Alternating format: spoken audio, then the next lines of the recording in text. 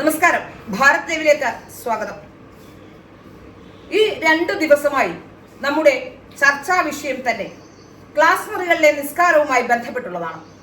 India സ്വാതന്ത്ര്യം പ്രാപിച്ചിട്ട് 77 വർഷം കഴിഞ്ഞിട്ടും മൂവാറ്റുപുഴയിലെ നിർമ്മല കോളേജ് സ്ഥാപിച്ചിട്ട് 72 വർഷം കഴിഞ്ഞിട്ടും ഇന്നുവരെ ആരും ഉന്നയിക്കാത്ത ആവശ്യമാണ് വിദ്യാർത്ഥികൾ മുന്നോട്ട് വെച്ചത്. എന്നാൽ കോളേജ് മാനേജ്മെന്റ് ഒരു തരത്തിലും അവരുടെ ആ തീരുമാനത്തെ അല്ലെങ്കിൽ അവരുടെ ആ ആവശ്യത്തെ അംഗീകരിക്കില്ല എന്ന തീരുമാനം അറിയിക്കുക കൂടി ചെയ്തു. എന്നാൽ അവർ പറയുന്ന മറ്റൊരു പ്രധാനപ്പെട്ട കാര്യം വിദ്യാർത്ഥികളല്ലേ അവരെ പറഞ്ഞു മനസ്സിലാക്കുമെന്നാണ്. എന്നാൽ വിദ്യാർത്ഥികൾ മാത്രം എടുത്തൊരു തീരുമാനമാണോ ഇത് എന്നുള്ളതാണ് പരിശോധിക്കപ്പെടേണ്ടത്. തീർച്ചയായും അല്ല എന്നുള്ളതിന്റെ ചില ദൃശ്യങ്ങൾ അല്ലെങ്കിൽ സംസാരിക്കുന്നതിന്റെ ഇതൊരു പ്ലാൻഡ് ഓപ്പറേഷൻ ആണ് എന്നതിന്റെ ചില ഉദാഹരണങ്ങൾ പുറത്തേക്ക് വരികയാണ്.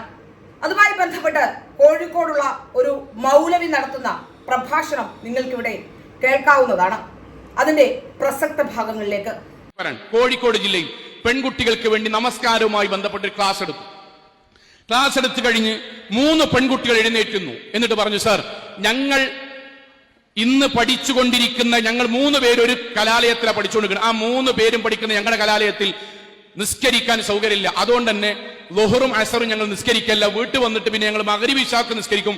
ളുഹറും അസറും കലാലയമുള്ള അന്ന് ഞങ്ങൾ നിസ്കരിക്കാറില്ല. അപ്പൊ ഞാൻ അവരോട് കുറച്ച് സംസാരത്തിന് ശേഷം ലാസ്റ്റ് പറഞ്ഞു, നിങ്ങളൊരു കാര്യം ചെയ്യണം. നിങ്ങൾ 3 പേരും 3 ക്ലാസ്സിലാണല്ലോ. നിങ്ങൾ നാളെ ളുഹറിന് ശേഷം ഭക്ഷണം കഴിച്ച് എല്ലാവരും സ്വാഭാവികമായി ഉച്ചക്ക് ഇങ്ങനെ നാട്ടുവർത്തമാനങ്ങളോ ഗ്രൗണ്ടിൽ കൂടെ ഒക്കെ നടക്കുമ്പോൾ നിങ്ങൾ ഒതുണ്ടാക്കുക. വീട്ടിൽ നിന്ന് ചെറിയൊരു ഷാൾ കൊണ്ടുവരാം. 3 പേരും അവനവന്റെ ക്ലാസ്സിൽ നിന്ന് ശാന്തമായി സമാധാനപരമായി ആരും വിളിക്കാതെ ഒന്നും പറയാതെ ഏറ്റവും ക്ലാസിന്റെ ബാക്കിൽ കിബിലക്ക് നേരെയായിട്ട് നിസ്കരിക്കുക. 2-3 ദിവസം കഴിഞ്ഞാൽ പറ്റുമെങ്കിൽ നിങ്ങൾ 3 പേരും ഒന്നിച്ച് ജമാഅത്തായി നിസ്കരിക്കുക. ബാക്കി അള്ളാഹു നോക്കും. സോളെ ആ 3 കുട്ടികൾ ഇൻഷാ അള്ളാഹ് എന്ന് പറഞ്ഞു പോന്നു. അവർ കലാലയത്തിലേക്ക് എത്തി. പിറ്റേ ദിവസം നമ്മൾ ക്ലാസ്സിൽ പറഞ്ഞ പോലെ അവർ ചെയ്തു. 2-ാമത്തെ 3-ാമത്തെ ദിവസമായപ്പോഴേക്കും അവർ ഒന്നിച്ച് നിസ്കരിക്കാൻ തുടങ്ങി. ആ ഒന്നിച്ച് നിസ്കാരം തുടങ്ങിയതോടുകൂടി ക്ലാസ്സിലുള്ള വ്യത്യസ്തങ്ങളായ കുട്ടികൾ വീട്ടിൽ നിന്ന് ഷാള് കൊണ്ടുവരാൻ തുടങ്ങി. അവർ നിസ്കാരം തുടങ്ങി. ക്ലാസിന്റെ പകുതി നിസ്കാരമായി. ഒരു ക്ലാസിന്റെ 3/4 ഭാഗവും ബെഞ്ചും ഡെസ്കും മാറ്റുന്ന ളുഹറിന്റെ സമയത്ത് നിസ്കാരമായി. അവസാനം PTA കൂടി അധ്യാപകരും എല്ലാവരും കൂടി തീരുമാനിച്ച് ഞങ്ങളുടെ മക്കൾക്ക് നിസ്കരിക്കാൻ സംവിധാനം വേണമെന്ന് പറഞ്ഞു.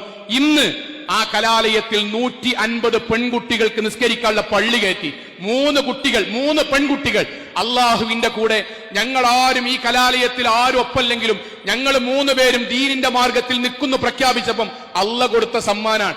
ആ സമ്മാനത്തിന് നേതൃത്വം നൽകേണ്ടവരാ ഹൈസക്കിൽ വന്ന കുട്ടികൾ. നിങ്ങൾ അതിന്റെ മാതൃകകളുള്ള ആൾക്കാരാണ്. ഇത് കുട്ടികളുടേത് നിഷ്കളങ്കമായ ഒരു തീരുമാനമല്ല എന്നും കോളേജ് ക്യാമ്പസുകളിൽ വേരുറപ്പിച്ചിരിക്കുന്ന ഇസ്ലാമിക തീവ്രവാദത്തിന്റെ മതമൗലികവാദത്തിന്റെ ഒരു പ്രധാനപ്പെട്ട ഉദാഹരണം തന്നെയാണ് എന്നുമാണ് ഈ കാര്യത്തിൽ നിന്നും നമുക്ക് വ്യക്തമാകുന്നത്.